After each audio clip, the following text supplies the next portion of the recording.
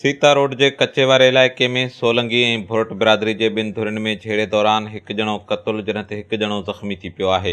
ॻोठ गुलण जा भाण में ज़मीन जे मालिकी तां सोलंगी ऐं भुरट बिरादरी जे ॿिनि धुरियुनि में झेड़े दौरान गोलियूं लॻण सबबि असगर सोलंगी ऐं आदम सोलंगी सख़्तु ज़ख़्मी थी पिया। इतला ते हद जी पुलिस पहुची ॿिन्ही ज़ख़्मियुनि खे सीता रोड इस्पताल आंदो, जिते तिबी इमदाद ॾियण बाद खेनि ॻणती जोगी हालत में लाड़काणे इस्पताल मुंतक़िल कयो पियो वियो त रस्ते में ज़ख़्मनि जी सट न सहंदे असगर सोलंगी दम धणी हवाले करे छॾियो आहे। जहिड़े में हिकु ॼणे जे मारिजी वञण वारे इतला बाद ॿिन्ही धुरियुनि में छिकताण वारी सूरत हाल पैदा थी पई ऐं वक़्फ़े वक़्फ़े सां हिक ॿिए मथां फायरिंग जो सिलसिलो पिणु जारी आहे, जंहिंजे करे इलाइक़े में सख़्तु ख़ौफ़ ऐं ॾहकाव वारो माहौल छायल आहे।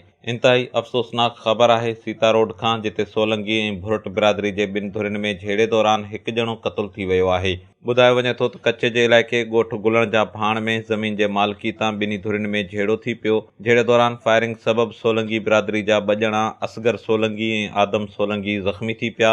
इतला ते हद जी पुलिस पहुची झेड़े ते ज़ाब्तो आणे ॿिन्ही ज़ख़्मियुनि खे सीता रोड जे इस्पताल आंदो, जिते तिबी इमदाद ॾियण बाद खेनि लाड़काणे इस्पताल नियो पियो वियो त रस्ते में ज़ख़्मनि जा सूर न सहंदे असगर सोलंगी दम धणी हवाले करे छॾियो। झेड़े में हिकु ॼणे जे मारिजी वञण वारे इतला बाद ॿिन्ही धुरियुनि में हिकु भेरो ॿीहर छिकताण वारी सूरत हाल पैदा थी पई ऐं धुरियुनि पारां वक़्फ़े वक़्फ़े सां हिक ॿिए मथां फायरिंग जो सिलसिलो पिणु जारी आहे। जिन धुरियुनि में छिकताण ऐं फायरिंग सबबि इलाइक़े में सख़्तु ख़ौफ़ ऐं ॾहकाव जो माहौल छायल आहे।